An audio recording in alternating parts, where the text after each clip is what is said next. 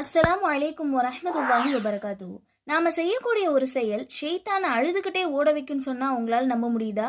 ஆச்சரியமா இருக்குல்ல. இதை படிக்கும்போது எனக்குமே அப்படிதான் இருந்துச்சு. நாம குர்ஆன் ஓதும் போது வரக்கூடிய சஜ்தா வசனத்திற்கு நாம சஜ்தா செய்யும் போது என்ன துவா ஓதணும்னு தெரியுமா?